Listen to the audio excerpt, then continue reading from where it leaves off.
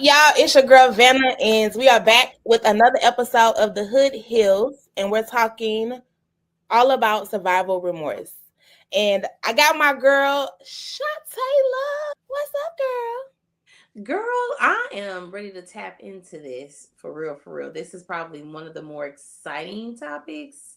They're all exciting to me, but this one, because I know little about, I'm a nerd. I love to learn. So I am excited for the conversation and information that our guest, Miss Mashaga, will be giving to us today.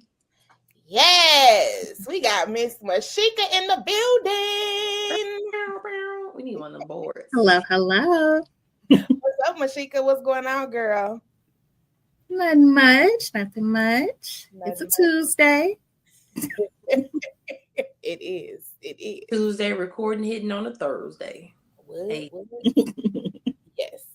So, Mashaga, go ahead and tell the great folks who are viewing and listening who you are.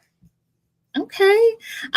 So I am Mashaga Bryant. I am an LPC. I'm also an NCC and a postpartum doula. So I have over a decade of working in the social work field and over 3 years of being a postpartum doula. So I love the family unit in general, but I also love coupling my passion of supporting the family in the doula space with also the mental health component, which is where PS Love Growth was actually birthed. So, of course, full-time, I work as a clinical manager with People's Health Center. So I'm supervising our adult and youth clinicians along with our outpatient case managers and our counseling interns. Got a lot going on. A lot of moving parts, but I love every minute of it.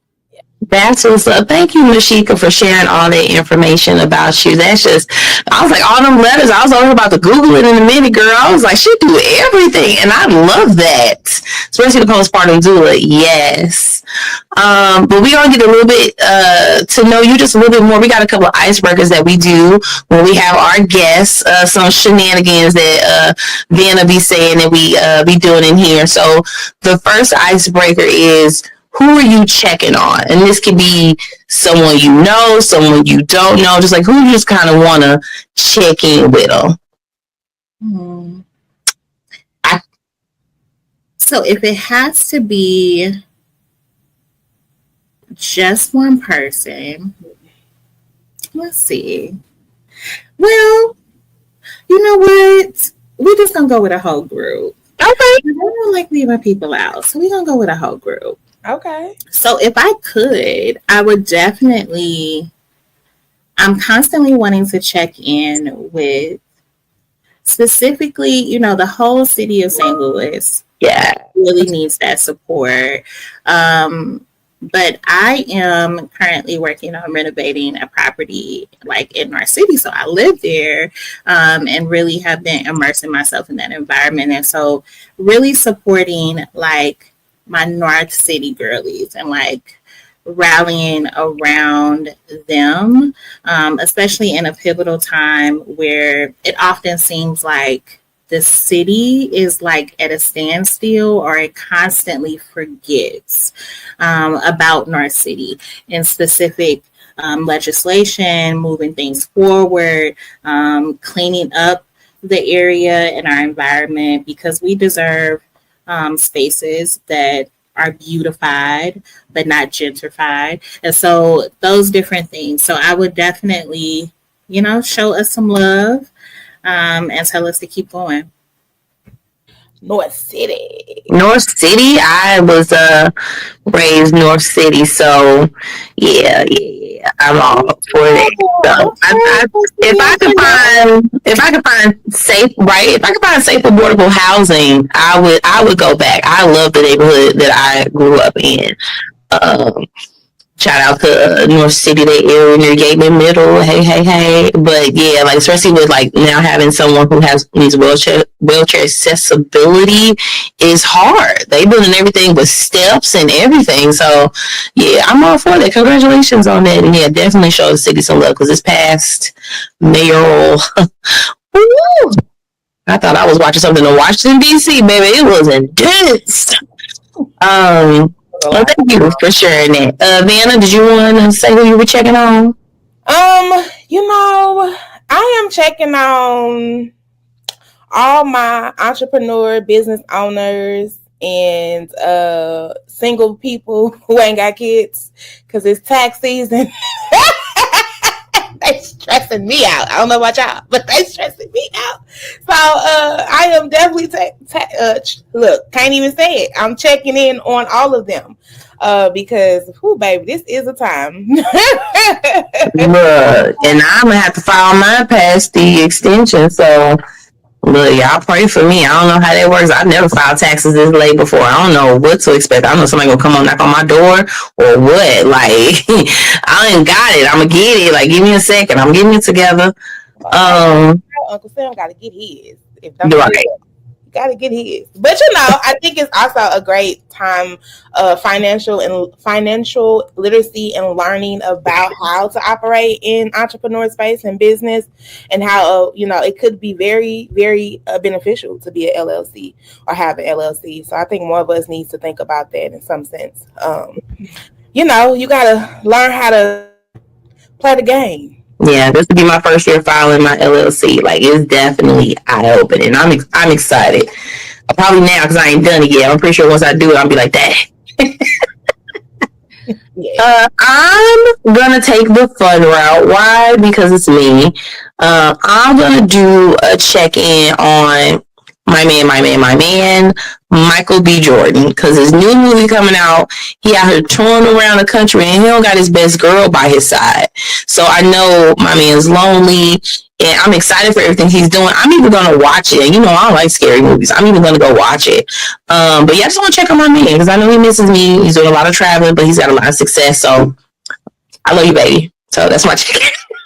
I would low-key say, I really want to see that too. And I don't do scary movies. I just want to go see it. I can't go see it in the theater, though, because I'm scary. So I need to wait for it to stream. Yeah. Ryan even big one, though. I'm going to see it on IMAX, too. So it's going to be scary, like, big time. So, but I got to support my man. Okay, let me stop playing. All right, so the other thing we do. I love you, though. I love that for you. Yes, Delulu keeps the girlies sane. All right, cut down on the therapy sessions. All right. So the other icebreaker we have is more of a safe internet community version of kind of who would you marry, kiss, and the other one or whatever like that. So we do who would you hug, hang out with, and high five. So for me, I would hug my babies just because it is their spring break and I get to spend just a little bit of time because we do have shared households now. So I do get a little break, but also I'm hugging them because I do like the time where I can just focus on them. They don't have school or anything like that. I'm not being mom, like, did you do your chores? Did you do your homework kind of thing? Like, spring break is like, well, let's relax. You want to make some pancakes 3 o'clock in the afternoon, whatever like that? Want to go get cookies? I can't wait to take Aria to Insomnia Cookies. Like, we staying up. Like, get to enjoy it. That's why I'm hug on my babies. If I could high five anybody low key, gonna high five Shavannah. Shavannah's been killing it for like the past 2 weeks with like not even putting on and curating her own events and hosting those events, but also being brought in to host other events. Like, on top of being a wife, on top of being a mama and advocating for her community and her babies, like, I don't know how she sleep. I low key think she a robot, but like, she just did it. Is at an all-time high. So I'm gonna give my girl a high five because you're out here doing it and you're definitely inspiration. And I love me some you. So that was hug, high five. Who I want to hang out with? My man, I miss him. This movie's gonna be great. He's just all over the country. Michael B. He's gonna see this. Someone's gonna forward this. Y'all gonna see Michael B. on here one time talking about how he can help community efforts in St. Louis, Missouri, because his woman is here, and they're probably gonna buy a house here in North City because they're renovating it. I'm just manifesting a whole lot. Okay. Speak it into existence. Speak it into existence. All right, who's next? Who would you hang out with, hug, and high five? I'm gonna go because I'm gonna let Mashaga still marinate on hers. So who am I hugging? I am hugging my baby daddy / husband. His birthday coming up. And he's going to be 40. I saw his age. He'll be all right. And I'm so excited for him. He's gonna be 40 in May, but I'm so excited for him because I feel like this is a milestone, especially for someone who's been in the situations he's been in. So I really am excited for him and to celebrate his 40th. I'm probably more excited than he is. I'm over here planning all of the things just because I want to show my appreciation and love for him. You know, it's not too many. You don't see a lot of Black men coming from the hood, in certain situations make it out to C40. So so grateful for him and excited to celebrate him. Happy birthday, Bree. Birthdays. I do. I think they're your own special holidays. So I'm really celebrate. Who I'm high-fiving? I'm high-fiving all Black women. Especially because we just out here changing the game on every level and doing the things. So thank you for saying me, Shante, but I admire you as well. I just love all the Black women that I'm around, all of the support and all of the love. And I mean, we just doing the thing. So I'm definitely high-fiving all Black women. And I'm hanging out. I have no idea. I need to hang out with somebody. Hey, come hang out with me, y'all, because as Shante said, I feel like I've been in work mode. Oh my God, since season 5 has started. So I do need to really hang out and do something fun. And hopefully to do something fun soon. Sorry, Shante, I just can't go to the movies, but I would have loved that. Maybe we can do the cookies together with the kids. I'm down. Okay. So I will say, Shavannah, you stole my high five. So that's still gonna be mine. But let's see. Hugging is hard too. It's just a lot of hugging. The whole group. Okay, so I will hug my god babies, my goddaughters. I have 3 of them. Love them to life. And then my girlfriends. Y'all know the song. Okay, so I will hug all of them. And then high five. Yes, I will high five all of our melanated queens because we be doing it. Like all over the globe. Okay, not just in the United States. So for sure. Hanging out. I would hang out with LMA, y'all. This new EP has got me in a whole chokehold. I really like her. Oh. And she be traveling, so I'm hoping. I didn't even know she dropped a new EP.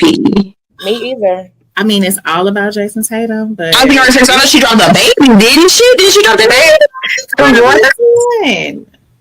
Got a whole baby. I didn't know that either. Yeah, she was at Coachella. See, that's where I'm trying to be, y'all. So low key, I really want to hang out, but I'm hoping that she can just put me in her Delta seat right next to her, so I could just go with her wherever she's going. Right, because we yes. Okay. Shout out to Coachella because I heard Missy been killing it too. So yeah, if I didn't like the outdoors, Coachella would definitely be on my bucket list. I don't like the outdoors, but ain't no. We just need to get prepared. Get us some fans, some ice. Bring the cooler. Get one of them pop-out seats so you can sit. Yes, you're right. We need a whole couch. I don't need a seat. We need a couch. We just that means VIP. That means we definitely got to hang out with LMA. We need VIP section. VIP section. Air conditioning. Yes. And his air conditioned trailer. Yes. Hey. RV. Let's go. Let's go. With a I'm going to call Michael, see what we can get on. Yes, call Michael B. That new movie dropped. He got the money. So he did, definitely. No doubt, we're gonna be all around the world messing with him. I know. Girl, okay, y'all, drop it in the comments. Tell Michael B. we need him to come pick up my girl so we can get some of that, some of the benefits, some of that love. I just want to travel. She want the love though. I do. That man can stay here and love me in St. Louis. Like, we can travel, but I just want that man. He love me anyway. All right, never mind. Let's stop. Let's stop. And say catching feelings. I'm trying to catch flights. I'm trying to catch both. I'm trying to catch flights. I'm catching both. I feel you on that. I'm just trying to be in there.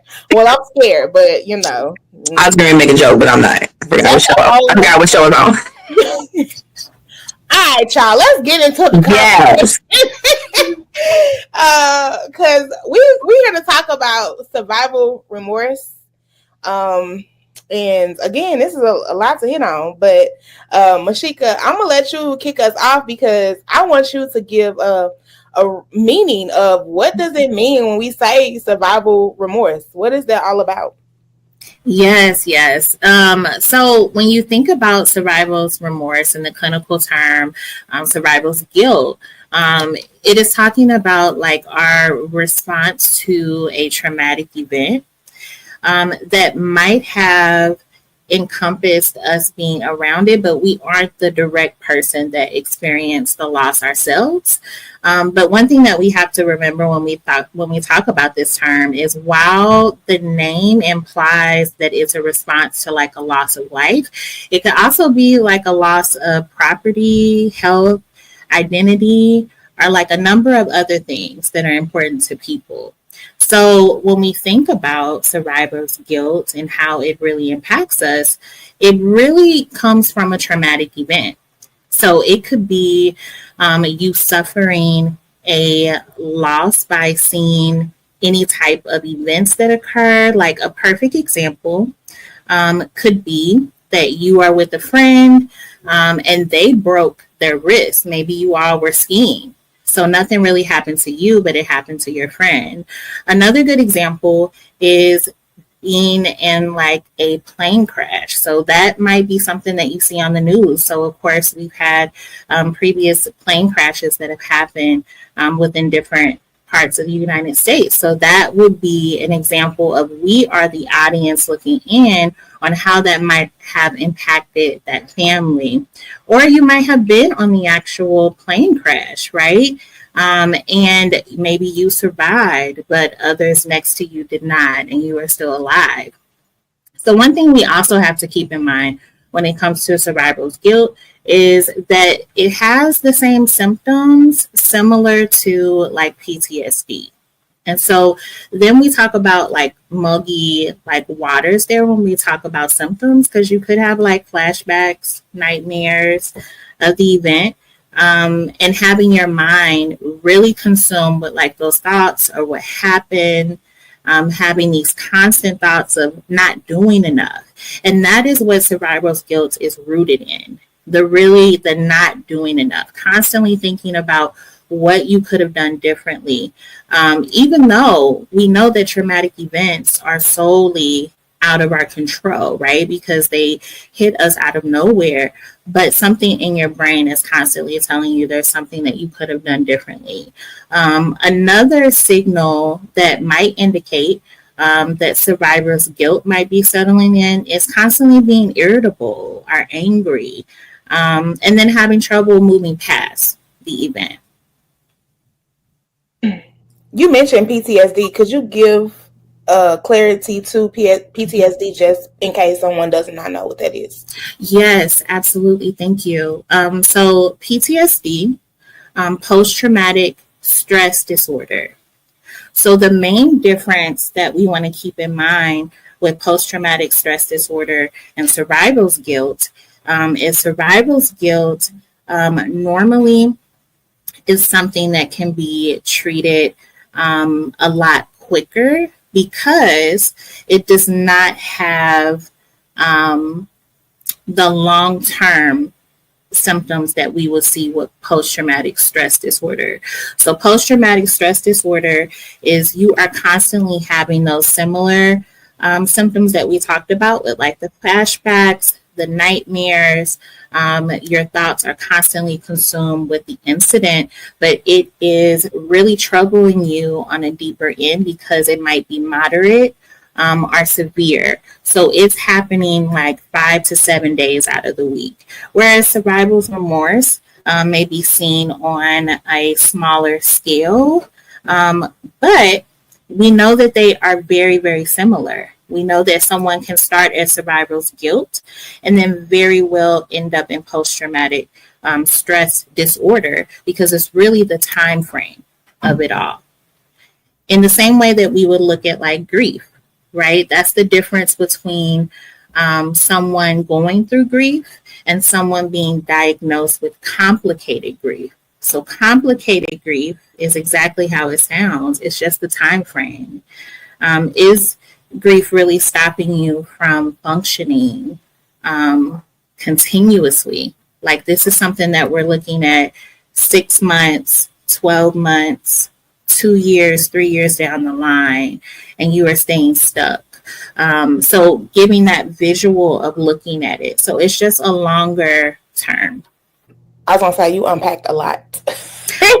I did, because it's when you really think about it, and when you think about our community specifically, and when I say that, I'm really talking about Black and Brown communities.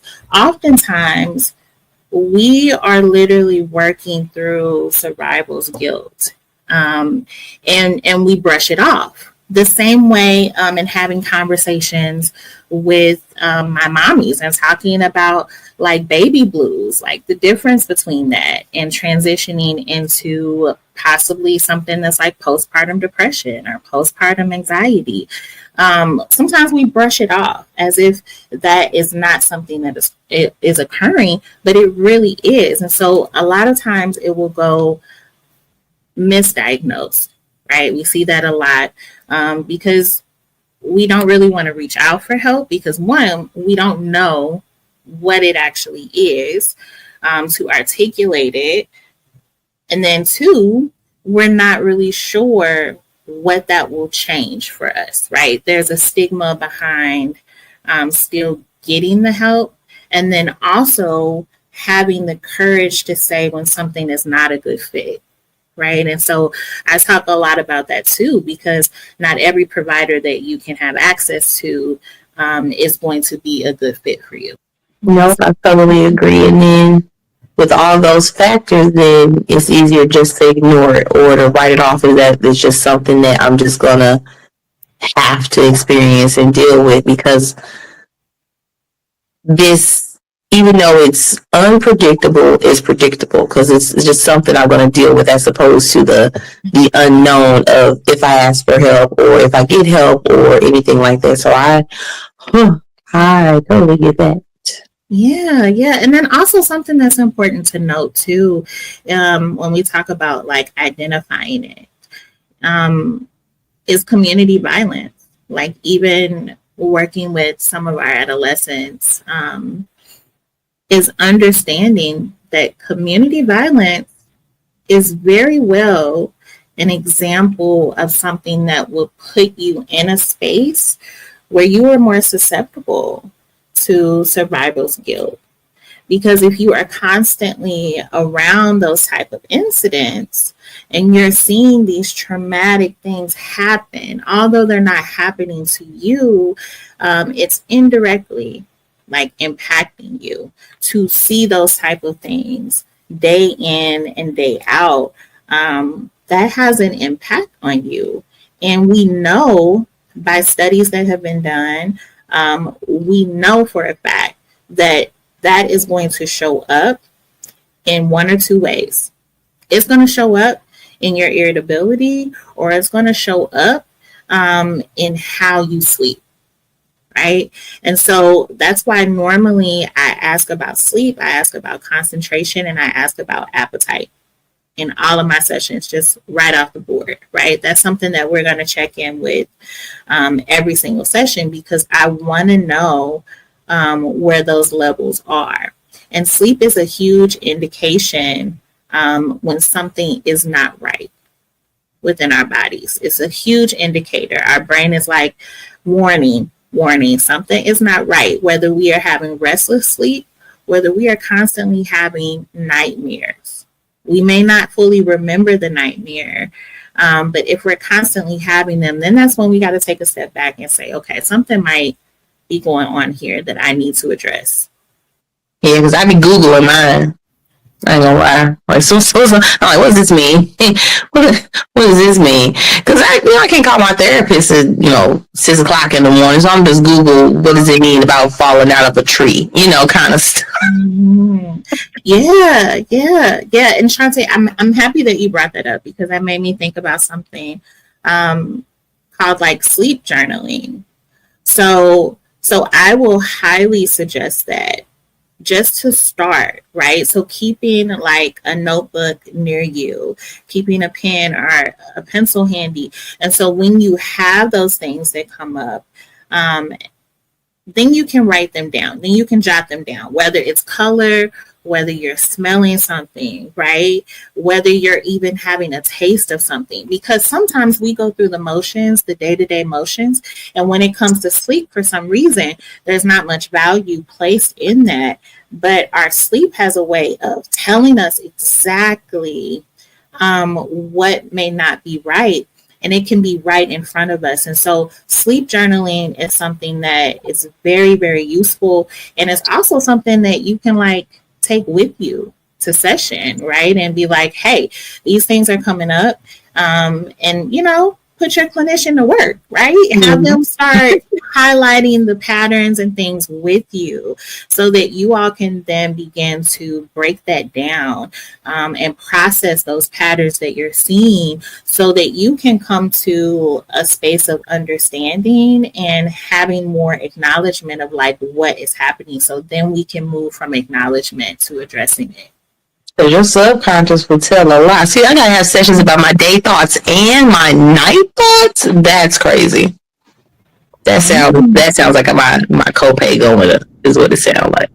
But no, I get it because like you maybe in a day you don't feel like you're anxious, but your dreams are showing anxious tendencies and stuff like that. Like I didn't even think of it as dream journaling. I literally was just kind of writing it down, but I didn't even think about it like that. Yeah, that makes a lot of sense. Yeah, so please do that. Yeah. And tell us how it goes, because that's going to be exciting. Now, if y'all see me somewhere in padded walls, you know how it goes. Trees be crazy. Falling out of trees, my teeth was falling out. But when I looked it up, it said something about anxious and making decisions. And it was at a time where it was a lot on my plate that I wasn't really addressing at the time. But I was like, all right, girl. Well, you know how I am about teeth. Having a dream about falling out my teeth, made a dentist appointment the next week. I'm like, something's going on. At least you followed up. At least you followed up. That is so interesting that we're talking about sleep journaling and dreams. I had a weird dream last night. Literally, it was like we were getting attacked at one of my old houses. It was crazy. Like, I don't know. But I don't know what that means. Maybe I need to Google it, Shante. I'm going to Google it. That's what I do. That's what I write down Google, girl. No, not too much on that WebMD. Not too much on that WebMD. That will have you in panic mode. Not too much. I be thinking WebMD is my unsolicited nurse advice. And I'm like, ooh, so this nurse told me. What nurse? Webisha MD. Please do. Because WebMD, you have a whole like cancer diagnosis. Yeah. But then you're like rejuvenating in your youth. I be planning my GoFundMe and everything. You're right. I'm a journaler. Just take it to my clinician. When you mentioned PTSD in regards to survivor's remorse, you had said about like there's parts that just can't get past it or like get through it. Is that kind of what PTSD is when it comes to that? Like, because like you said, sometimes survival remorse can be like something you didn't experience but someone close to you did. But can you have survivor's remorse even if you personally survived it and dealt with it? Like, let's say I was in a very emotionally mentally and financially abusive relationship and I'm out of it now and I've been out of it for a while, but there's still so much triggering sometimes, but it's like, girl, you got out of it. It's like, when you had mentioned, I was like, sometimes you feel like you could have done something else different sooner. And I think that's what it is. That kind of what PTSD is like. You're through it, but it's like there's parts of me where you're like, I could probably try to get out a little sooner, kind of those things. And it try not to let it plague me, because shout out to my therapist, but like just looking back on kind of what you said, it kind of resonated. Yeah. And that's another indicator that lets you know that you are within that stage of survival, like guilt, right? Because you're focused on doing things differently, right? And knowing good and well, all of that, like, was out of your control. Like, you responded how you responded with what you had, right? You did the best with what you could. But the brain is constantly having you think of different scenarios that you could have done that differently. And that's definitely the difference between like this survival guilt and what we see in a person transitioning to post-traumatic stress disorder. So actually, like, a person with post-traumatic stress disorder, a few other symptoms that we look for is intrusive thoughts. So those intrusive thoughts happening at least like 5 to 7 days out of the week. We also see this avoidance with trauma, right? And that is the difference, the main difference with survival guilt, is that survival guilt is not that we're like avoiding it. We know that the incident happened, but we are solely looking at ways to do something differently, because we have ultimately survived. And so with post-traumatic stress, it is like, I am trying to suppress the fact that this even happened. And I want to go along with things as if they're normal. And that's why they intersect. That's why they intersect with the flashbacks, the nightmares, because if we are suppressing the same way that we would do in survival guilt, because we're constantly consumed with those thoughts, we are focused on suppressing within post-traumatic stress, well, it has to go somewhere. Our feelings, our thoughts, they have to go somewhere. And that's how they intersect, through the flashbacks, the nightmares, and through your constant rumination of those thoughts happening. Very good question, Shante. Yes. I know she got jokes, but there's a lot going on up here. The degrees and certifications be working. And, when you actively in your healing journey, you learn about a lot about that just because of everything that I was experiencing, and just to be more healthy, in that aspect of my mental support. Yeah. And thank you for your transparency. Like, it takes a lot of courage to do that. So I appreciate you for welcoming me into that space. Well, thank you. No, my pleasure. I'm going to say, Vanna done heard it. I joke about it on stage so much. I turned it into comedy. So now I can talk about it more in a more kind of healing sort of way, instead of what happened to me is what happened for me, and not beating myself up about like some of the things that I couldn't control, even though sometimes I feel like I should have. But like, it's just life. If my life was peachy keen and all that stuff, I wouldn't have the personality I have. So yeah. And Shante, I'm really happy that you went into that, because it made me think about, like, when we talk about coping, sometimes we overlook like laughter, right? But we also have to be cautious with laughter too. I want to point that out, because sometimes if we are not in this maintenance phase that you are referring to, right? Because you felt the feelings and you welcome the feelings. If we're not past that stage yet, sometimes laughter can sometimes be a way of avoiding. And if we're not careful, it can tiptoe us into post-traumatic stress disorder. And that's when we deal with more of the long term, because now we're focused on suppressing. We went from it being present in our face and we're constantly thinking about it, to, okay, how can I hide this? How can I avoid talking about it, type of thing? So I'm going to tell a joke so that we just forget all about that I just said something totally horrific, and we're just gonna go past that. We're gonna focus on something else. Yeah, that defense mechanism almost. Yes. See, my thing was I joked, like I got to the point where I was joking about the trauma that I had. So instead of saying something traumatic, like making a joke about anything like that, I would turn that into something more funny or lighthearted. But then my therapist addressed that as well. So like, I definitely understand that now to the point where, outside of just being transparent in these situations, I don't even bring it up anymore because I feel like I'm not past that. I haven't suppressed it, but it doesn't bring me any joy or any relevance in some situations to bring it up anymore.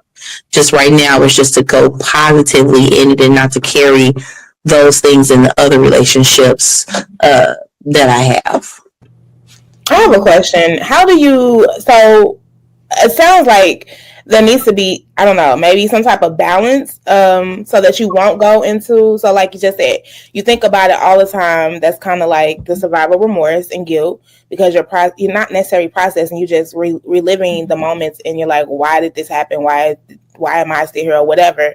To the point of, okay, you can't identify why it's happening or what fully may happen, but now you're just like, I don't even want to think about it. I'm just going to let it go. Like, how do you get to a balance, or like, how do you get to a point of kind of, I guess, healing the self guilt before it gets to a PTSD situation?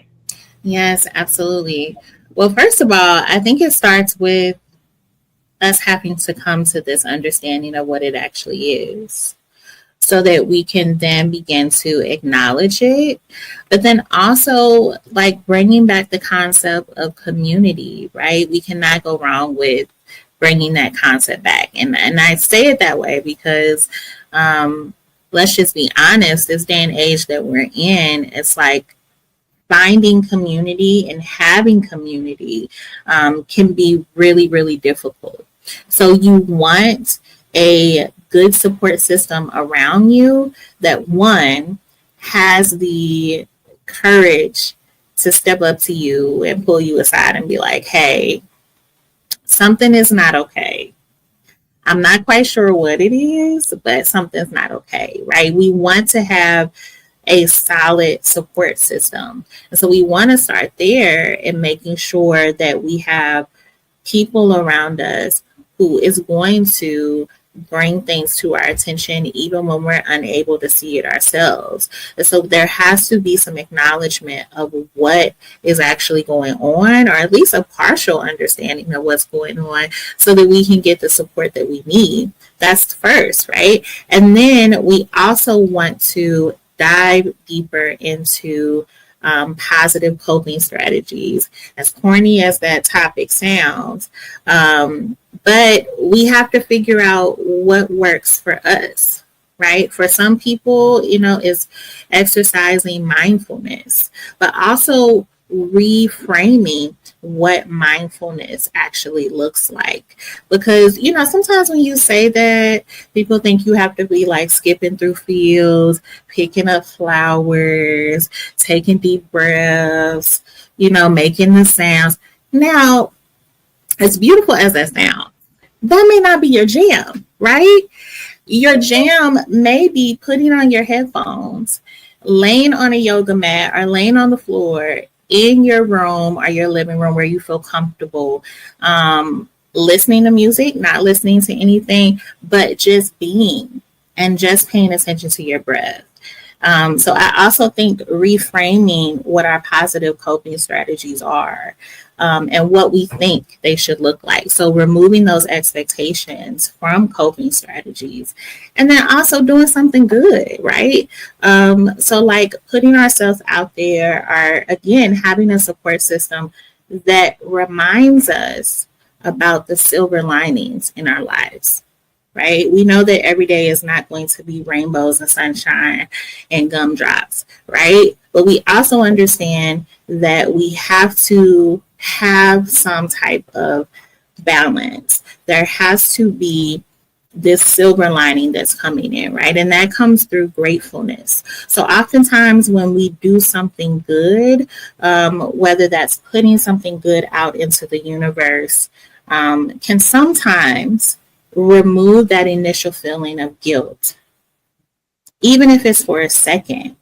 Sometimes our brain can receive that positive endorphin and be like, okay, I think I want to feel that again, right? I think that that is okay. And I think the more that we do that, then we can see some benefits in, being able to immerse yourself in community, being able to see things around you that are able to blossom, whether it be people that you serve and that you support. Or you may also be able to see it in your own life, right? Because sometimes what we know when we experience traumatic events is that when we begin to heal, we also begin to find our purpose and our passion in a lot of areas in our lives. And then you can very well utilize your life story as a testimony for someone else. And that can be very empowering and powerful in your healing journey, and it can really activate it. Last but not least is, really seeking that professional support that you need. And it's not only about individual counseling. Sometimes you might just want to get your feet wet and start with an open counseling group to gain that support, or going to like a support group strictly, where it's individuals who have experienced a traumatic event or been close to someone that experienced a traumatic event, and getting their feedback. So it just really requires the initiative and the acknowledgement of it all. So you said group therapy. That is not the same as a support group. I've not heard of group therapy. It's completely different. So you're not like AA or anything like that. Like no, because actually when you think of AA is actually coupled in with support groups. So support groups are strictly for peers, for those who might have experienced what you have experienced. You have a close relation to each other because of specific life experiences. The only difference between a support group and a group therapy group, and specifically open counseling groups, I love those because you can join anytime. But I also value closed therapy groups because, of course, it has more intimacy, and it normally is locked down to a specific number. The difference between support groups and therapy counseling groups is that you are going to have one facilitator that is a clinician, a trained professional, and they really work on maintaining the space, making sure that it remains healthy and sacred as you all process. And so they're there to really help every group member process things on a deeper level. So as you're sharing, we're also processing and we're dissecting. So it's almost like the group members are having this processing group out in the open, but you're doing it with this additional support because you're doing it within a group setting, and you don't have to do it one-on-one with your therapist. Like a team project with a teacher? There we go. Okay. I've never heard of, I've only ever thought of support groups. I guess group family therapy, but the way you're describing it seems like it'd be like it's strangers. Like yes, yeah, and that can be really impactful, because imagine having a group. Specifically, we're gonna talk about in our city again because we forgetting about. But if we had a group like in our city and it was like close and it was around the corner, and I have experienced this, and I finally decide to go to this group therapy group that I've been seeing a flyer about, it not only opens the door for you to meet a therapist that is more likely to work with the population in which they are serving in, but you're also more likely to see individuals who have went through similar life experiences, and maybe trying something new, or maybe they came to the group a lots of times and they have really had some benefits from it. And that is how we can start that branch of doing something good, but it also can, really turn on a light bulb towards our healing process. I'm shocked. I have never heard of that, and I just Googled it, and it says the Center for Counseling offers process groups. I've never heard. They got one for someone surviving dating the dude from the east side. That might be trauma. So yes, they do have that trauma, depression, anxiety. Stop playing. Well, I'm gonna send you the link after this. There we go. Referrals, because that's how you create healthy people in your community. Send no referrals. No, I really like that though. That's it. I do too. So yeah, that's what's up. Coping with trauma. I need to go to one of those groups. I low-key want to look into this. Like, you should. They have like children's groups. I mean, we have a couple of them here that will be starting in May, and so it's like a plethora of different groups that are offered, and even like, pick the brain of those that we see every day. Like, let's start asking our school support staff about what groups they know in the community, right? Let's start going into, our local rec center and putting them on the spot and saying, hey, what groups are you welcoming into these spaces, right? Because then that's also how we switch to, this advocacy piece that we might find can be something that we are passionate about and that we find purpose behind. Because again, these traumatic events that occur in our life, whether they're direct or indirect, and I have to talk about both because we're talking about survival guilt, and we know that can sometimes be indirect, but we also know that we can be in it and be the one that survived. And so ultimately, you want to see how we can quiet those thoughts that are constantly coming up that ask you, how can you have done something differently? Or were you doing enough? Right. And so sometimes when we begin to come closer to our healing and finding our purpose and something that we're passionate about, we can then also turn on a light bulb of working on our thoughts and decreasing those thoughts of like, am I doing enough? Then you can challenge that thought, challenge that negative thought and be like, actually, I'm doing quite a bit. Okay, I'm advocating for people in my community. I'm pushing for these types of groups to come in. I'm wanting to see more of the people that I'm around, more of the people that I serve in my community. I want to see them healed, right? And so then you can counteract that thought that may constantly be coming up. Sound like she was talking to me directly, but okay. Hey, don't be like that. Don't be like that. And what's crazy is, I think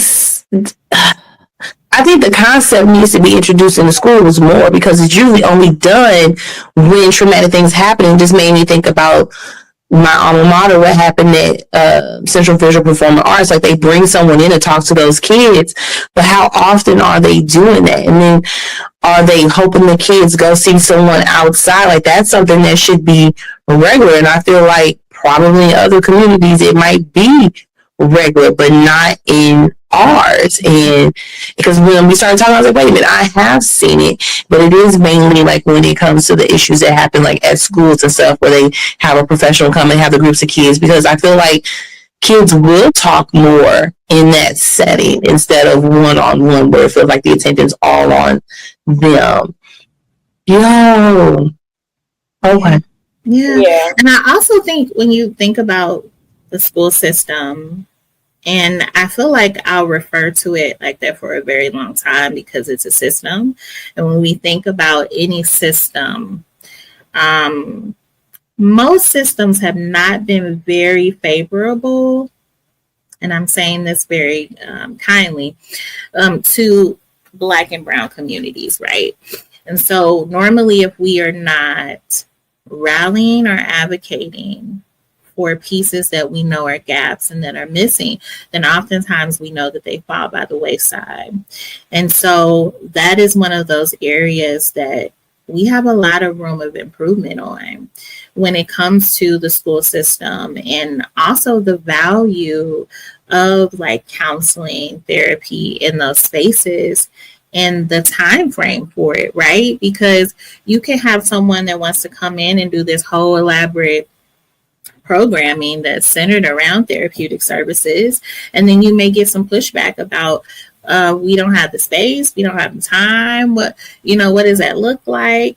And so figuring out ways to make sure that our families have access to it, specifically within our school districts that are oftentimes overlooked.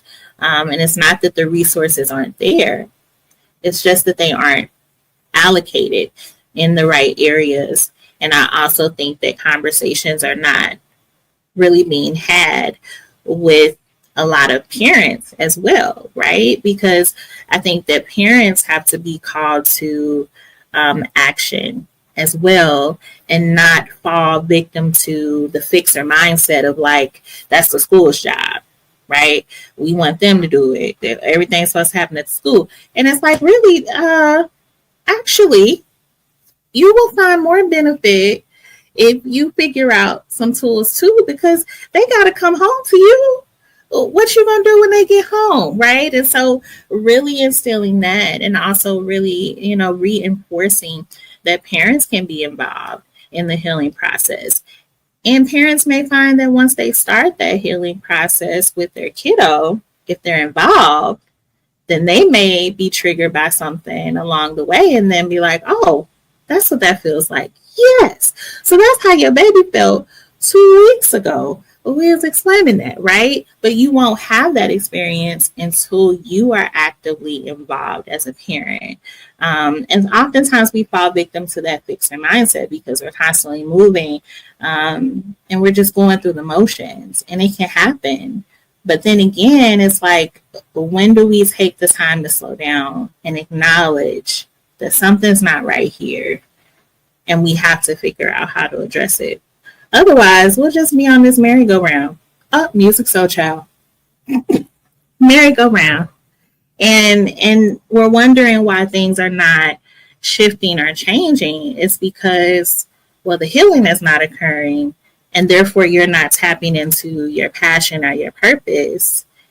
And then again, we have unhealed communities because somebody has to take the initiative. We can't all just stand by watch. Whew. Yep, no, sounds like a call to action to me. I was just about to say, a call to action. We can't all stand around and just watch.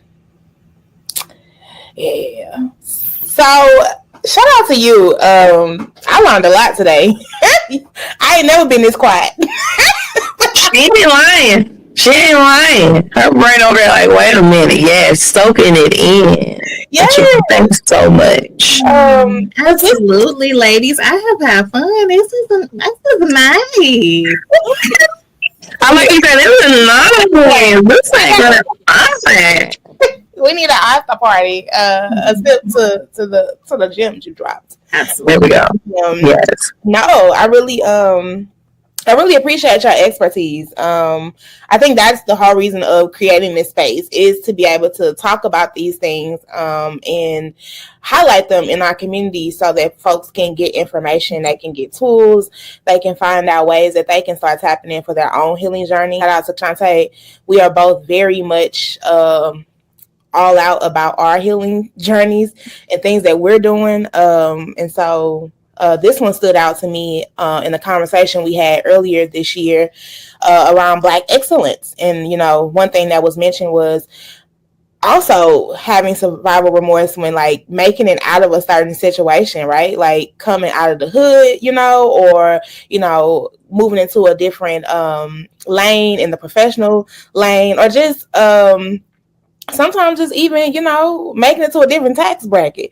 So it all can come to, make you feel some type of way. And so being able to talk about how to address this before it gets to PTSD It's a great. I just think this was really, really informative, and it was a great topic, and I think might need a part 2 to talk. One last question, and then please tell folks how they can reach out and tap in to you. But what message would you give to someone who's currently battling with the guilt or survival remorse guilt?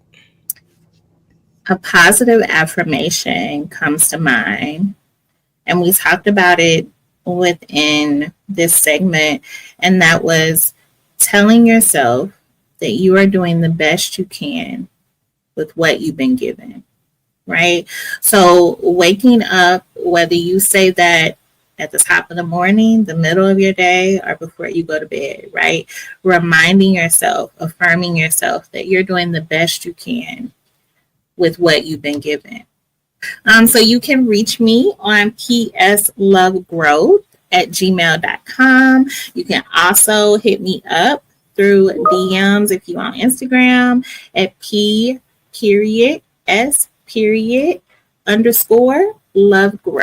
So you can find me at one of those two places if you have questions about services, or if you need to connect to the therapist that works for you. I'm always open for those conversations too.